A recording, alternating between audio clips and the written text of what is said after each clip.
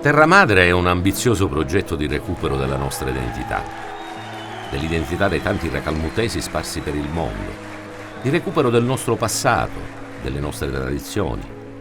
Un progetto che mira ad accogliere a Racalmuto a braccia aperte nel 2023 i tanti concittadini che vivono in Canada, Belgio, Stati Uniti, Inghilterra, e mira anche a trasmettere alle nuove generazioni i valori della nostra terra. Back to the Roots, torna alle tue radici.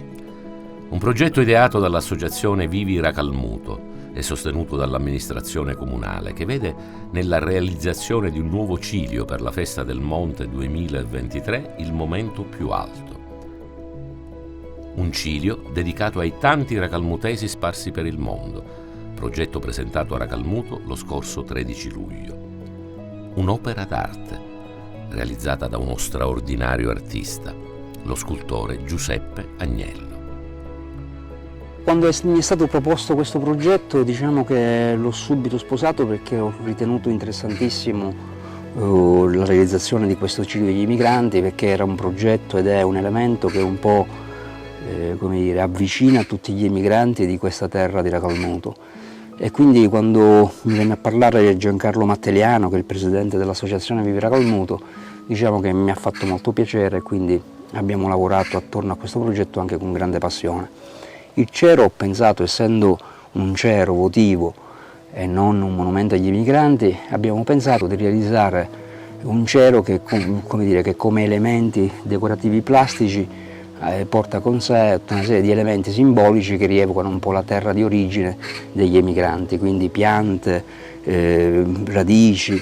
I radici, appunto, nella nostra memoria, quando parliamo di radici, si pensano sempre un po' all'attaccamento della nostra terra, quindi della nostra cultura e quant'altro. Quindi questo cero, secondo me, riavvicina il popolo racalmutese, emigrante no, devoto alla Madonna del Monte.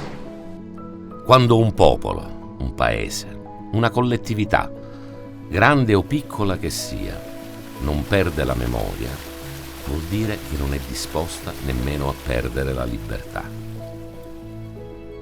Questa fase del grande scrittore Leonardo Sciascia, scolpita nell'atrio del palazzo di Città di Racalmuto, ci ricorda quanto siano importanti i nostri ricordi e soprattutto quelli di chi, per ragioni di lavoro, ha lasciato la propria terra ed ha attraversato addirittura gli oceani, restando però legato alle proprie radici e ad un culto che a Racalmuto ha tradizione antichissima, dal 1503, la devozione a Maria Santissima del Monte, il cui arrivo a Racalmuto si celebra ogni anno nella seconda domenica di luglio. Ed il prossimo anno, nel luglio 2023, il nuovo ciglio degli emigrati sfilerà per le strade del paese, accanto a quello dei Borgesi, a quello dei Cicirara, degli Ugliurara, e in quell'occasione si celebrerà anche il primo raduno internazionale degli emigrati racalmutesi nel mondo.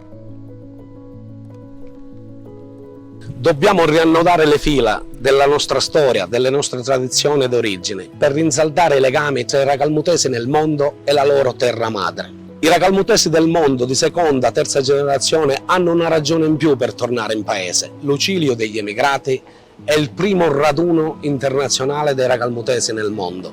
L'associazione Vivi Racalmuto, gli operatori turistici, gli operatori culturali e le istituzioni e tutto il paese saranno pronti ad accogliervi per omaggiare tutti insieme la bella madre dell'Omonte. Ci vediamo a Racalmuto.